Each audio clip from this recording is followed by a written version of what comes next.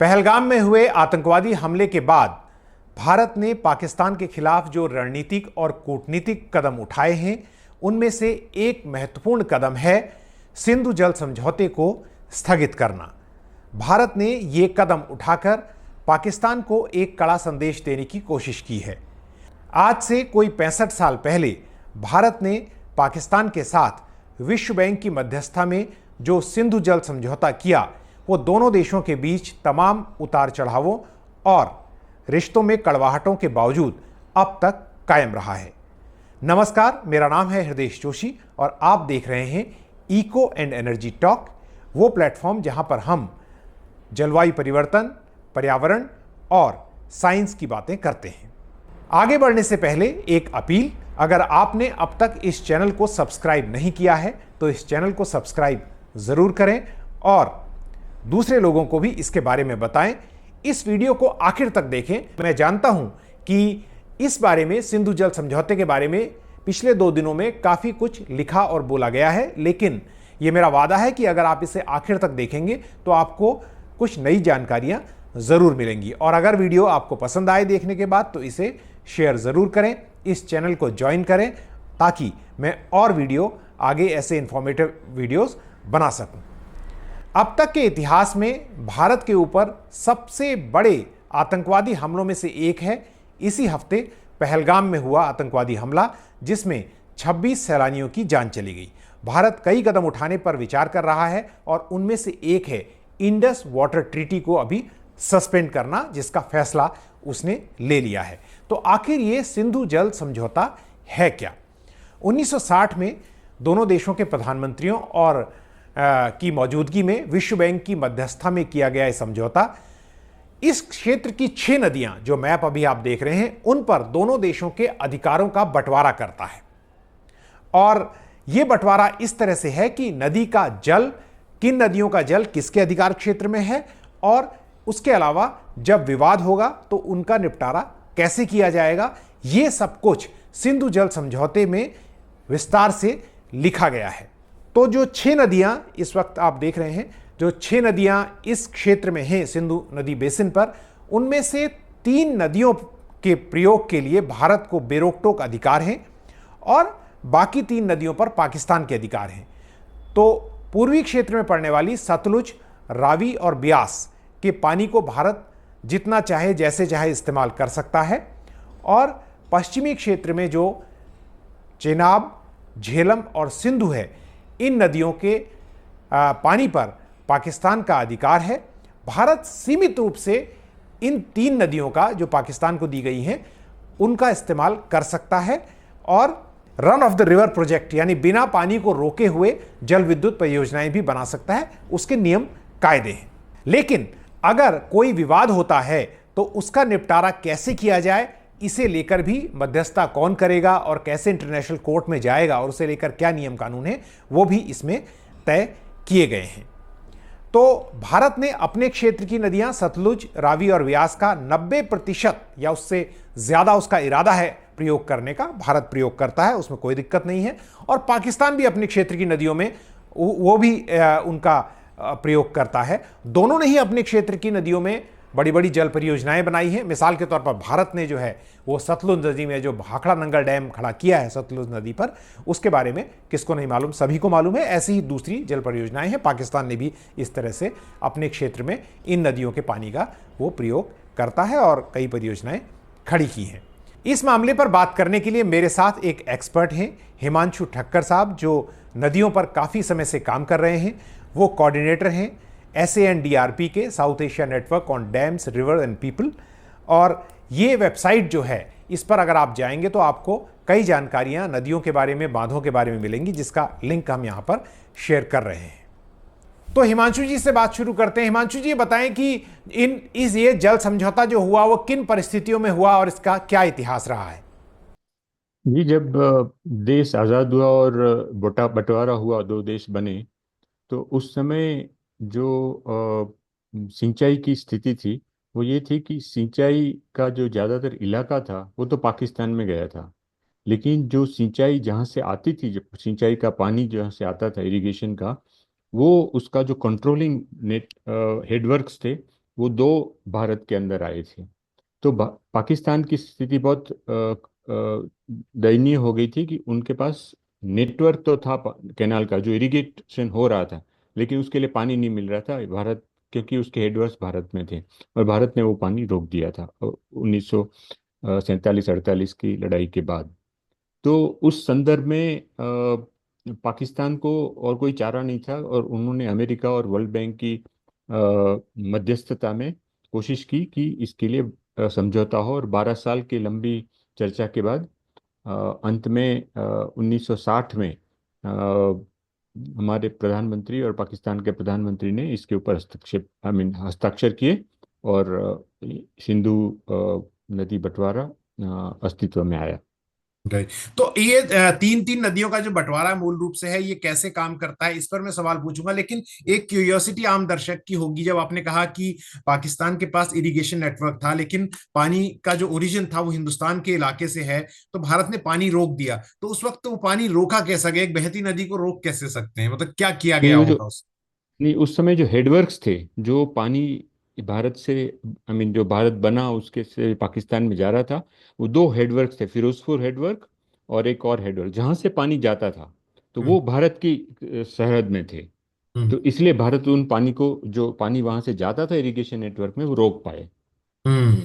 Okay. तो अभी जो समझौता है वो क्या कहता है? तीनों नदियों का, मतलब तीन तीन नदियों का जो एक सेट ऑफ टू रिवर्स जो है, जब संधि हुई, तो वो क्या कहता है दोनों देशों के लिए? ये एक्चुअली ये जो समझौता है, नदी बंटवारा जल बंटवारा का समझौता, वो दुनिया में एक अनूठा प्रकार का उदाहरण है। ज्यादातर नदी जल बंटवारा होता है तो दोनों देश कोई एक नदी के पानी को बट बांट देते हैं कि हम इतना लेंगे। जैसे गंगा नदी का समझौता देखे 1996 का बांग्लादेश के साथ, तो उसमें फिर कहा है कि अच्छा गंगा से बांग्लादेश को इतना पानी मिलेगा, भारत की तरफ इतना जाएगा। लेकिन ये समझौता ऐसा है जिसमें उन्होंने पानी, कोई एक नदी के जल को नहीं बांटा, लेकिन नदियां बांट ली। हम्म। तो 6 नदियां थी, उसमें से 3 नदी भारत को दी गई, सतलज, बियास और रावी। उसमें कहा गया कि भारत जितना भी पानी का इस्तेमाल करना पूरा कर सकता है। और जो 3 दूसरी नदी थी, जो वेस्टर्न रिवर्स कहते हैं, झेलम, चेनाब और इंदस, सिंधु, उनमें से भारत को लिमिटेड राइट दिया गया है। हाइड्रो पावर प्रोजेक्ट यूज कर सकता है, नॉन कंजम्पटिव यूज कर सकता है, कुछ लिमिटेड तरीके से वाटर सप्लाई और इरिगेशन भी कर सकता है, और स्टोरेज भी लिमिटेड कर सकता है। और उसके बहुत बहुत बारीकी से उसकी स्टिपुलेशंस दिए गए हैं, कायदे दिए गए हैं कि यदि वो कर कर भी सकता है भारत, तो उसके लिए क्या क्या नियम को फॉलो करना है। तो जिससे कि कम से कम कंट्रोल भारत के पास रहे इस नदियों का। तो उसमें क्योंकि अ, पाकिस्तान चाहता था कि हमारे पास कम से कम जो पानी आए उसका पूरा कंट्रोल हमारे पास होनी चाहिए, और कोई अनसर्टेनिटी नहीं होनी चाहिए, अनिश्चितता नहीं होनी चाहिए कि हम कोई और उसके ऊपर तय करेगा कि हमको पानी मिलेगा कि नहीं। तो इसलिए इस तरीके से वो बनाया गया था समझौता। और काफी बारीकी से, उस समय भी काफी ध्यान से, बारीकी से ये समझौता बनाया गया, इसीलिए शायद इतने साल ये टिका है। और इसमें फिर जब समझौता होता है तो डिस्प्यूट की बात भी आती है। तो डिस्प्यूट रिजोल्यूशन मैकेनिज्म भी काफी विस्तार से दिया गया है, 3 स्तर का डिस्प्यूट रिजोल्यूशन मैकेनिज्म होगा, डेटा शेयरिंग होगा, और कैसे एनुअल मीटिंग्स होगी, और कैसे डेटा शेयरिंग, डॉक्यूमेंट शेयरिंग वगैरह होगा। तो ये काफी इलाबरेट समझौता था। मैं इसके थोड़ा सा जो डिस्प्यूट मैकेनिज्म पे बात में बात करूंगा, लेकिन पहले मैं समझना चाहता हूं। आपकी बात सुनने से एक ऐसा इंप्रेशन हमें मिल रहा है कि जब ट्रीटी ड्राफ्ट की गई तो उस वक्त भारत के हित में ठीक ठाक काम हुआ, और भारत के पास ज्यादा इसको कंट्रोल करने का, कम से कम बराबरी का है, या ज्यादा भारत के पास कंट्रोल करने की ताकत है इस पर? वो इसलिए भी क्योंकि नदियां, क्योंकि यहां से जाती हैं। इसमें दो दृष्टिकोण देखे जाते हैं। एक दृष्टिकोण है कि भारत के पास जितनी जमीन है, हम्म। जो और ये पानी इंडस नदी में यूज करने के लिए था। तो इंडस बेसिन में, तो इंदर बेसिन के अंदर भारत के पास जितनी जमीन सिंचाई योग्य थी, उस दृष्टि से देखा जाए तो ये समझौता ठीक था, यानी भारत की दृष्टि से। वैसे कुल जो पानी है इंडस बेसिन में, उसमें से ज्यादा हिस्सा पाकिस्तान के पास गया है, कम हिस्सा इंडिया के पास गया है, उसका कारण है कि पाकिस्तान पे तो कोई और नदी नहीं है और उनके इलाका बहुत बड़ा है जहाँ पर सिंचाई करनी है उनको। तो इस दृष्टि से उनको ज़्यादा करीब 135 मिलियन एकड़ फीट पानी उनको दिया गया है, और भारत को उस करीब 40 मिलियन एकड़ फीट के आसपास पानी मिला है। तो कुल दोनों 6 नदियां मिला के, तो वैसे पानी भारत को कम मिला है।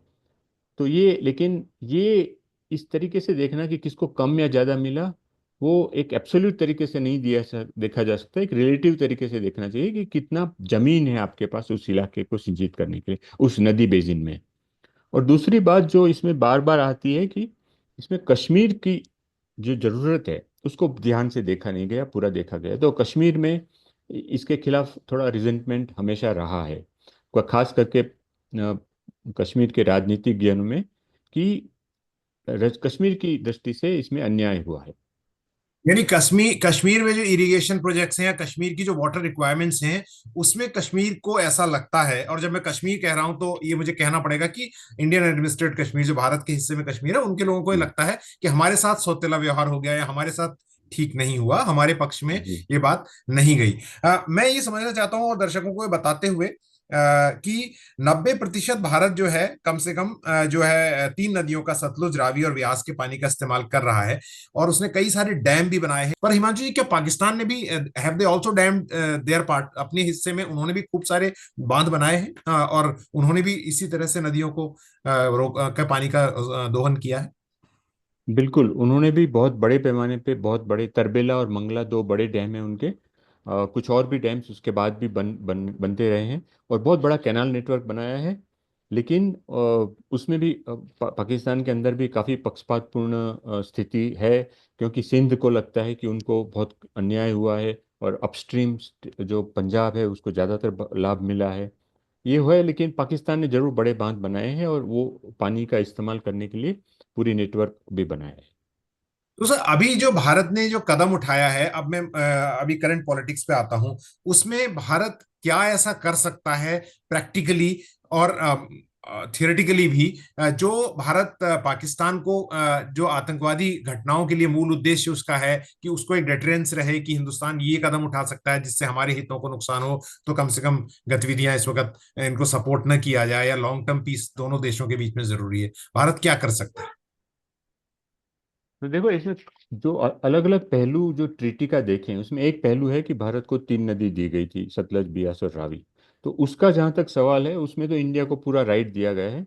उसका, जैसे आपने कहा, सही बात है, 90% पानी तो इस्तेमाल हो रहा है, और जो बाकी नहीं हो रहा है, खास करके फ्लड सीजन में कुछ पानी बह जा रहा है पाकिस्तान की तरफ, उसको भी रोकने की कोशिश हो रही है। जैसे अभी शाहपुर कंडी डैम अंडर कंस्ट्रक्शन है, वो बहुत जल्दी कमीशन होगा, तो रावी का जो थोड़ा बहुत पानी जाता है उसको भी रोका जाएगा। तो उसमें तो कुछ खास कर डिस्प्यूटेड इश्यू नहीं है। जो बाकी 3 नदियां हैं, चेनाब, झेलम और इंदस, उसमें काफ़ी प्रोजेक्ट्स इंडिया ने बनाए हैं, हाइड्रो पावर प्रोजेक्ट्स। जैसे उसमें कुछ ध्यान योग्य है, बगलियार है, सलाल प्रोजेक्ट है, दुलहस्ती प्रोजेक्ट है, ये चिनाब पे इंडिया में बने हैं। और कुछ झेलम पे बने हैं, जैसे उरी है, सेवा प्रोजेक्ट है, अपर सिंध प्रोजेक्ट है। तो कुछ ये सब प्रोजेक्ट्स बने हैं किशन गंगा झेलम में। प्रोजेक्ट भी है। किशन गंगा भी एक ट्रिब्यूटरी है झेलम की, उसके ऊपर बना है। और जो इंडस बेसिन है, उसमें 2 प्रोजेक्ट बन चुके हैं, चूतक और नीमू बॉन्सगो। वो 45 और 44 मेगावाट कैपेसिटी के हैं। कुछ और प्रोजेक्ट्स अनाउंस हुए हैं, लेकिन शायद काम शुरू नहीं हुआ है। कुछ प्रोजेक्ट्स पे काम हो रहा है। उसमें कुछ 1-2 प्रोजेक्ट झेलम में है, लेकिन ज़्यादातर चेनाब में है। जो अंडर कंस्ट्रक्शन चेनाब में प्रोजेक्ट है, उसमें जो बड़े प्रोजेक्ट्स है उसमें 4 है। एक है किरू, एक है क्वावर, एक है राटले, और चौथा प्रोजेक्ट है पाकुलदुल। जो 1000 मेगावाट का पाकुलदुल सबसे बड़ा है, 850 मेगावाट का रातले है, और 500 और 600 मेगावाट के किरू और क्वावर है।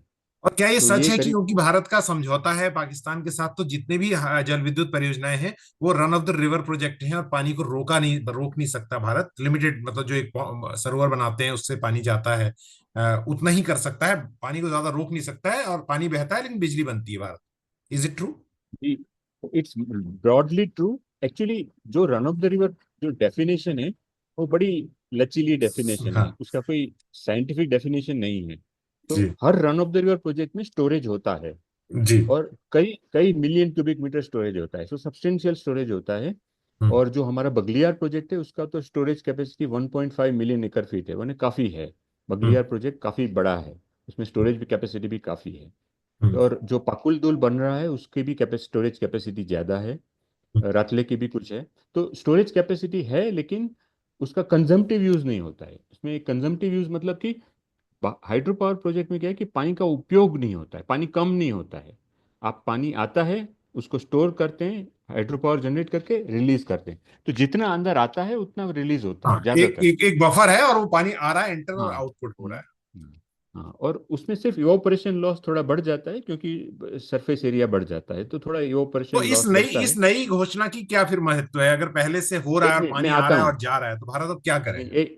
नहीं, इसके सिवा इंडिया को राइट दिया गया है वेस्टर्न रिवर्स में करीब 4 मिलियन एकड़ फीट यूज करने के लिए। और वो अभी तक इंडिया उसको एग्जॉस्ट नहीं कर पाया है, उसका यूज नहीं हुआ है। वो इरिगेशन के लिए और वाटर सप्लाई वगैरह के लिए हो सकता है, और स्टोरेज भी हो सकता है। तो वो अभी हमने पूरा यूज नहीं किया है। दूसरा चार क्या है मिलियन कि लीटर 4 मिलियन एकड़ फीट ये काफी बड़ा होता है। एकड़ फीट मतलब 1 एकड़ में आप 1 फुट पानी भरेंगे तो 1 एकड़ फुट बनता है, ऐसा 4 मिलियन एकड़ फीट जितना पानी बहुत बड़ी मात्रा में होता है। 40 लाख एकड़ फीट हो गया।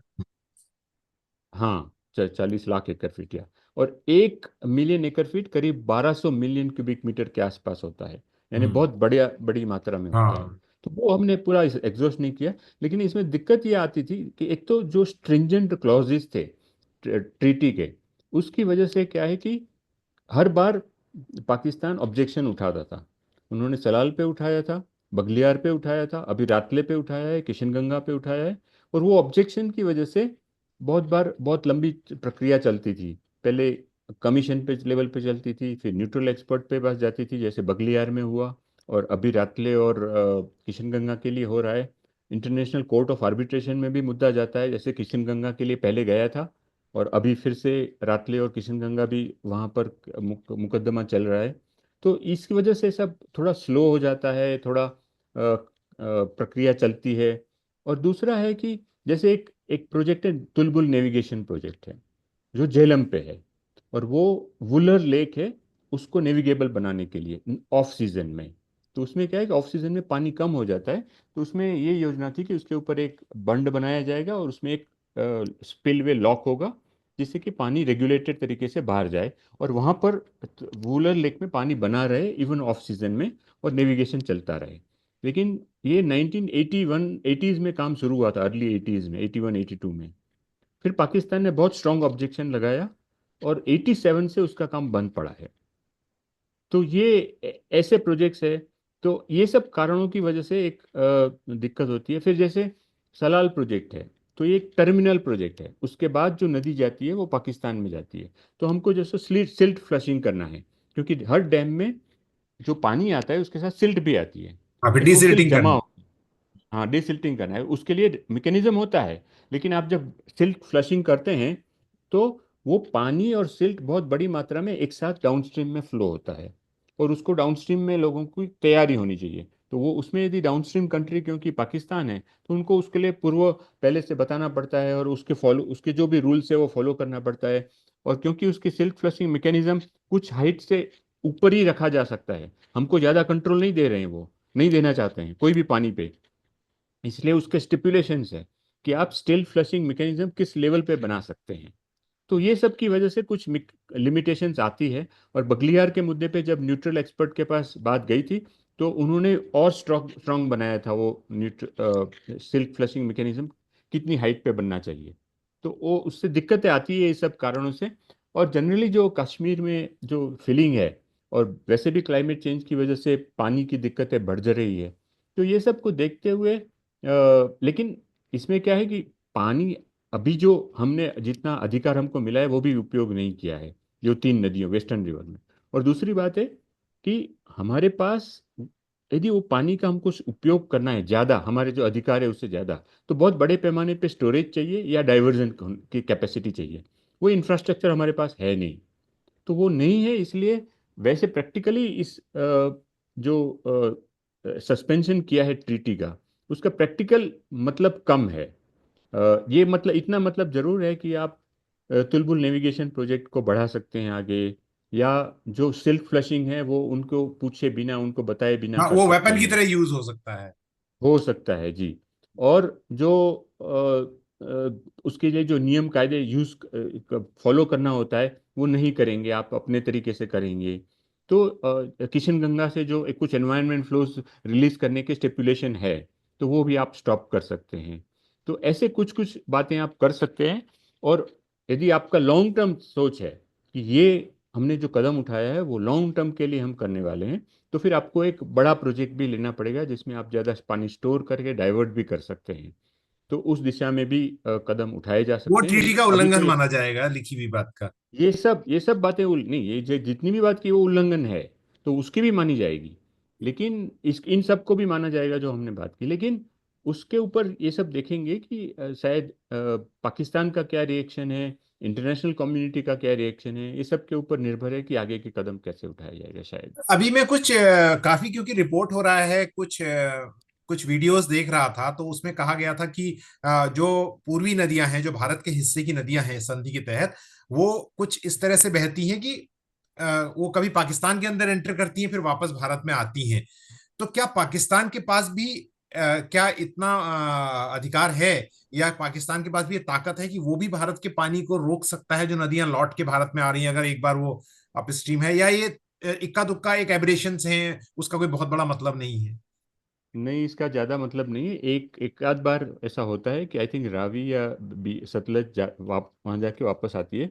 और उसके ऊपर क्योंकि इंडिया में बैरेज है और इंडिया में फर्दर डाउनस्ट्रीम में भी बैरेज है, तो पाकिस्तान अपने एरिया के सबमर्जेंस को और वहन को कंट्रोल करने के लिए उन्होंने छोटा सा बैरेज शायद बनाया है एक जगह पे। तो लेकिन वो कंट्रोलिंग मैकेनिज्म नहीं है, तो मुझे नहीं लगता है उसका कोई खास महत्व है। डिस्प्यूट जो मैकेनिज्म है, आपने डिस्प्यूट रेजोल्यूशन मैकेनिज्म है, उसके क्या क्या आयाम हैं, उसके क्या क्या पहलू हैं, वो अगर स्थिति बढ़ती है, एस्केलेट करती है, तो भारत उसकी तैयारी कैसे रखेगा, और उसमें नियम कानून क्या है? तो जो ट्रीटी के अंतर्गत डिस्प्यूट रेजोल्यूशन के लिए 3 स्तर की बात है। एक पहला स्तर है जहां पर दोनों देश के जो कमीशंस की एनुअल और अदर मीटिंग्स होती है, उसमें पाकिस्तान कोई जो भी देश को ऑब्जेक्शन है अपनी बात रख सकता है, और फिर सामने वाला उसका जवाब देता है।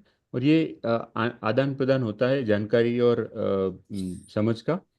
उसमें यदि मामला नहीं सुलझता है, तो नेक्स्ट स्टेज है न्यूट्रल एक्सपर्ट का, स्वतंत्र एक्सपर्ट का।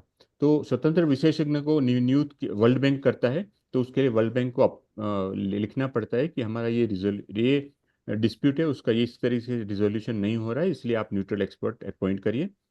उससे भी यदि उस जैसे बगलियार में हुआ था और अभी रातले और किशनगंगा के लिए हुआ है, तो इस तरीके से वो न्यूट्रल एक्सपर्ट का अपॉइंटमेंट होता है, फिर दोनों देश की सुनवाई होती है, और फिर वो न्यूट्रल एक्सपर्ट जो कहता है वो दोनों को बाध्य होता है। उसके बाद जो थर्ड स्टेज है वो है कोर्ट ऑफ आर्बिट्रेशन। तो उसमें वो फाइनल स्टेज है। उसमें फिर इंटरनेशनल कोर्ट में मुद्दा जाता है जो हेग में है, नेदरलैंड्स में।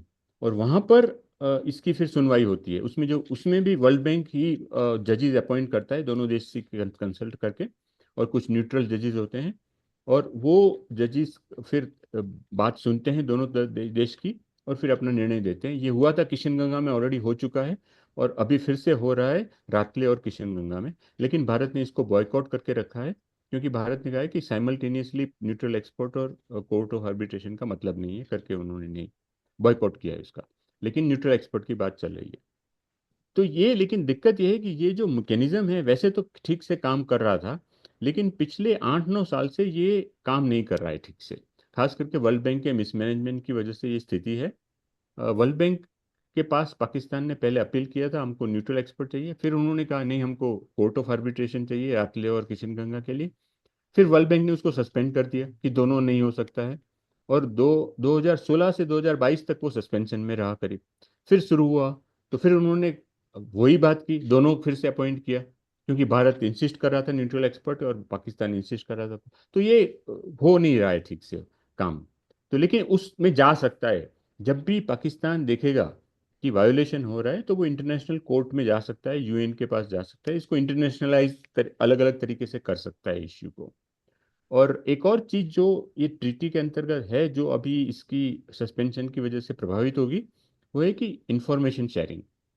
ट्रीटी के अंतर्गत भारत को पाकिस्तान को इन्फॉर्म करना है कि पानी का बहाव कितना है, फ्लड की क्या संभावना है, और ऑपरेशन कैसे कर रहा है इंडिया के प्रोजेक्ट्स का, कितना एरिया इरिगेट हो रहा है। तो ये सब जो इन्फॉर्मेशन देनी है और कुछ डॉक्यूमेंट्स भी शेयर करना होता है, तो वो बंद हो जाएगा, तो उसका भी प्रभाव पाकिस्तान के लिए पड़ेगा।